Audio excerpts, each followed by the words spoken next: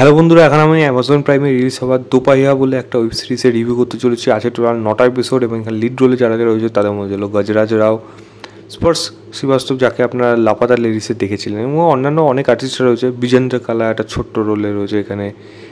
Lead heroine বা বলা যায় যে প্রধান অভিনেত্রী হিসেবে রয়েছে, তাকে আপনারা দেখবেন অনেক সিনেমায় রয়েছে, শিবানী রঘুবংশী বলে, এবং আপনারা ভুবনকেও দেখতে পাবেন। তো অনেকেই রয়েছে এই কাজটার মধ্যে। ছোটো করে যদি গল্পটা বলি, এখানে নরকপুর বলে একটা গান আছে যেখানে 24 বছর ধরে কোনো ক্রাইম হয়নি, এবং তারা বিভিন্ন সময় বিভিন্ন রকম পুরস্কার তারা সরকারের কাছ থেকে পেয়ে থাকে, পঞ্চায়েতের কাছ থেকে পেয়ে থাকে। তো এবার তাদের এখানে একজনের বাড়িতে গজরাজরাও তার মেয়ের বিয়ে হচ্ছে, এবং ছেলেপক্ষ দাবি করছে হলো একটা বাইক দিতে হবে। তো বাইকটা যখন আনছে এখানে, তবে কোনো না কোনোভাবে বাইকটা চুরি হয়ে যাচ্ছে। এবার কথা হলো বাইকটা চুরি করলো কে, বাইকটাকে পাওয়া যাবে নাকি, কারণ মেয়ের সম্পর্ক এখানে যদি সম্পর্ক ভেঙে যায় তাহলে কী হবে। এবং অ্যাট দ্য সেম টাইম এখানে পঞ্চায়েত যারা রয়েছে, এখানে পঞ্চায়েত সদস্য হিসেবে রয়েছে হলো রেণুকা সাহানে। তো সেখানে সে চেষ্টা করছে যাতে এখানে কোনোভাবে ক্রাইম না আসে, কারণ কোনোভাবে যদি পুলিশের কানে চলে যায় তাহলে এখানে একটা এই গ্রামের নামে কেস হয়ে যাবে, এবং গ্রামটাকে যে একেবারে ক্রাইম ফ্রি গ্রাম বলা হচ্ছে সেই তকমাটা উঠে যাবে। সরকারের থেকে পুরস্কারও পাবে না, কিছুই পাবে না, উন্নতিও সেরকমভাবে হবে না। তো একটা কাইন্ড অফ স্যাটার টাইপের গল্প, যেটা বেশ আপনার দেখতে কিন্তু মজা লাগবে। তবে পঞ্চায়েতের মতো কিনা সেটা নিয়েই বলবো। এর থেকে বেশি আনতে হলে আপনাকে অ্যামাজন প্রাইমে গিয়ে 9 এপিসোডে এই সিরিজটা দেখতে হবে। দেখুন, শোয়ের মধ্যে কিছু জিনিস আছে যেগুলো আমার ভালো লেগেছে, আবার খারাপ জিনিসও কিন্তু রয়েছে। ভালো জিনিস কি, এখানে দেখুন যেখানে গল্পটা উঠে আসছে, তো তার এসেন্স কিন্তু অনেকটা বোঝা যাচ্ছে। আমি এটা বলবো না পঞ্চায়েতের মতো ধারে কাছেও যেতে পারিনি সেই জায়গাগুলো, তবে হ্যাঁ, একটা গ্রামের গল্প। সেখানে গ্রামের মধ্যে কী কী পরিস্থিতি হয়, কোন জায়গায় তারা কীভাবে ডিসিশন নেয়, একে অপরের পাশে কীভাবে দাঁড়ায়, একে অপরে কুটখোচালি কীভাবে করে থাকে, এই সমস্ত জিনিসগুলো কিন্তু এই কাজটার মধ্যেও আপনি দেখে থাকবেন।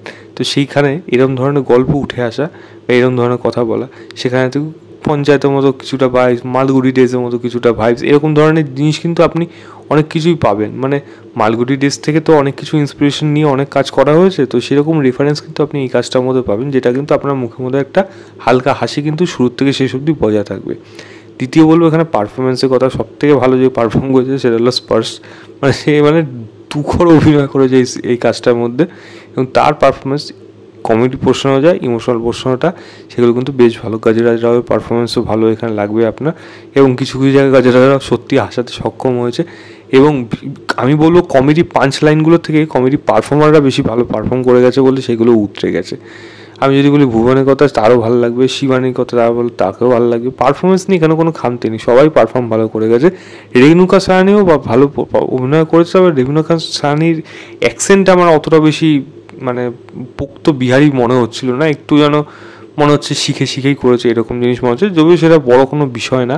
রেণুকা সাহানি মেয়ে রয়েছে, যার একটা গল্প রয়েছে, যার শ্যামলা বর্ণ, যে মনে করে যে তার জন্য তার বিয়ে হয় না, তারও একটা গল্প রয়েছে, কিন্তু সেই মেয়েরই পারফরমেন্স যেটুকু জায়গা পেয়েছে সেখানে কিন্তু ভালোই করেছে। ইয়াশপাল শর্মা রয়েছে ছোটো রোলে, পারফর্ম কিন্তু ঠিকঠাক করে গেছে। একটা ইমোশনাল জায়গা ছিল যেটা খুব বেশি হতে এফেক্ট করতে পারবে না, বাট যেটুকু ছিল সেটুকু বেটার।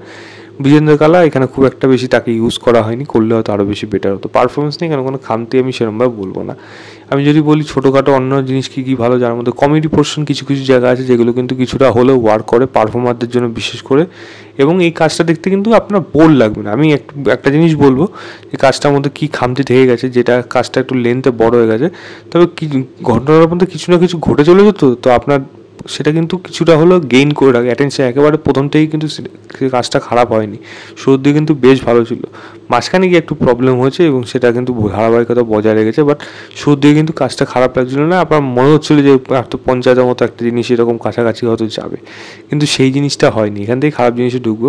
মেন কথা হলো চিত্রনাট্যর মধ্যে মেন যে প্লট, সেটা না এতটা বড় সময় ডিজার্ভ করছিল না, আরও কম সময়ের মধ্যে করে দিতে পারতো। এবং সিজন 1টা এখানে সিজন 1 কি এর গল্পটা এখানেই শেষ করে দিয়েছে। তো এটা পার্ট 2 যে আসবে সেরকম কোনো ব্যাপার নেই। তাই সেখানে 9টা এপিসোড কোনোভাবে ডিমান্ড করছিলাম, 5-6টার মধ্যে আরামসে করা যেতে পারতো। প্রায় 5 ঘন্টা কাছাকাছি, এই 35-40 মিনিট ধরে রাখুন এক একটা, তো প্রায় 5 ঘন্টা তো হবেই মিনিমাম। তো আমার মনে হয় না সেটা করার দরকার ছিল, এটাকে আরও 4 ঘন্টার নিচে আরামসে করে দেওয়া যেতে পারতো, 3.5-4 ঘন্টার মধ্যে। কিন্তু সেটার জন্য একটু ড্র্যাক হতে মনে করে কাজটা, যে কিছু কিছু জায়গা হয়তো বড় হয়ে যাচ্ছে। গানের ইউজ করা হয়েছে, গানের ইউজগুলো দেখুন গল্প অনুযায়ী ঠিক রয়েছে, তবে গানের ইউজ বা ব্যাকগ্রাউন্ড মিউজিক সেগুলো অনেক বেশি এফেক্ট করে এই গল্প। সেরকম যদি গল্প উঠে আসে যেইগুলো আমার মনে হয় এখানে কিন্তু সেরকমভাবে ওয়ার্ক করেনি, যেগুলো পঞ্চায়েতের মতো কাজে করেছিল, তো ওখানে যে মিউজিক যেরকম ইউজ করা হয়েছিল সেটা সত্যি কিন্তু এফেক্টিভ, হয়তো চোখে জল চলে আসতো, কিন্তু সেরকম জিনিস নেই। এবং আরেকটা বিশেষ বিষয়, এরকম ধরনের একটা গল্প রয়েছে যেখানে অনেকগুলো ঘটনা রয়েছে, মানে সাবপ্লট অনেকগুলো রয়েছে যেখানে ইমোশনাল কিন্তু অডিয়েন্স করতে পারতো, আমি কিন্তু সেইগুলো হয়নি। যেমন রেণুকা সাহানি মেয়ের যে গল্পটা, সে যে শ্যামবর্ণ কিন্তু সে ভালো মানে পার্সোনালিটি, মানে তার চায় যেন সে তার ভালো জায়গায় যেতে পারে, বিয়ে ভালো হয়, সেই জন্য তাকে মানে ফেয়ার স্কিন ট্রিটমেন্ট করার জন্য সে যাচ্ছে। হঠাৎ করে তার ডিসিশন মনে হচ্ছে যে একটা সময় গিয়ে না আমি এরা করবো না, তো সেইটার জন্য না প্রপার ড্রামা বিল্ড আপ হওয়ার প্রয়োজন, মোমেন্ট দরকার ছিল। কেন হুট করে এরকম চেঞ্জ হয়ে গেল, যেইগুলো কাজটার মতো কিন্তু দেখতে পাইনি, যার জন্য সেই ইমোশনাল পোর্শনটা কিন্তু আমার কাছে ওয়ার্ক করেনি। এখানে মানে পণ প্রথা নিয়ে অনেক বক্তৃতা দেওয়া হয়েছে এবং লাস্টে গিয়ে জিনিসটা করা হলো। আমি প্রথমেই বলবো এত কিছু এতক্ষণ ধরে কেন টানলো, তার লাস্টে গিয়ে হঠাৎ কেন তার মনে হলো, তো সেইগুলো প্রপার ব্যাখ্যা কিন্তু এই কাজটার মধ্যে উঠে আসে না।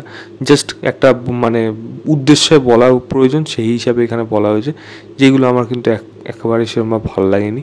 ছোটোখাটো এরকম অনেকগুলো গল্প রয়েছে, যেমন শিবানীর সাথে ভুবানীর যে সম্পর্কটা, সেটার যে ভালোভাবে মানে ভালোভাবে ওয়েল কুকড ব্যাপারটা কিন্তু সেরকমভাবে হয়ে ওঠেনি, যেটা কিন্তু মনে হবে যে সম্পর্কটা সত্যিই ভালো হলো, বা তাদের যে দূরত্বটা হয়ে গেল সেখানে যে একটা মানে খারাপ লাগবে বা ইমোশনাল করে দেবে, সেই জিনিসটা হয় না। কাজটা ইমোশনাল কোডটাই হলো প্রচণ্ড উইক, কারণ সেরকমভাবে রাইটিং লেভেলে সেই দমটা কিন্তু দেওয়া হয়নি, ক্যারেক্টারগুলোকে সে অতটা ভালোভাবে এক্সপ্লোর করা হয়নি, যার জন্য ক্যারেক্টারগুলো ইটসেলফ অতটা ইন্টারেস্টিং হয়ে উঠতে পারে না। পারফরমেন্স অতটা ভালো করে দিচ্ছে, বাট আমি যদি পঞ্চায়েতের সাথে বলি, পঞ্চায়েতে ছোটোখাটো একটা রোল, একটা অন্তত 1 মিনিটের রোল আছে, সেও কিন্তু একটা এফেক্ট রাখে কাজটার মধ্যে, কিন্তু এখানে কিন্তু সেই এফেক্টগুলো থাকে না। এবং যেহেতু সেইগুলো রাখা হয়নি, যার জন্য কাজটা কোথাও যেন একটা হালকা মজা দেওয়া সত্ত্বেও একটা ভালো কাজ কিন্তু দারুণ কাজ হয়ে ওঠে না। একটা ওয়ান টাইম গুড ওয়াচ হিসেবে অ্যাবোভ অ্যাভারেজ কাজ হিসেবে আমার কাছে থেকে আছে। আমার কাছেও কাজটা সেরকমই একটা অ্যাবোভ অ্যাভারেজ কাজ। আমি ম্যাক্সিমাম এটাকে 3 স্টার দেবো আউট অফ 5। বলবো প্রাইমে যান, গিয়ে দেখুন, দেখে জানাবেন আপনাদের কেমন লেগেছে। ছোটোখাটো আরও জিনিস রয়েছে এই কাজটার মধ্যে খারাপ হিসেবে উঠে আসে। তো এই ছিল আমার ওভারঅল রিভিউ দোপাইয়া বলে ওয়েব সিরিজটা। ভিডিওটা ভালো লাগে লাইক শেয়ার, চ্যানেলটাকে অবশ্যই সাবস্ক্রাইব করে দেবেন। বাই।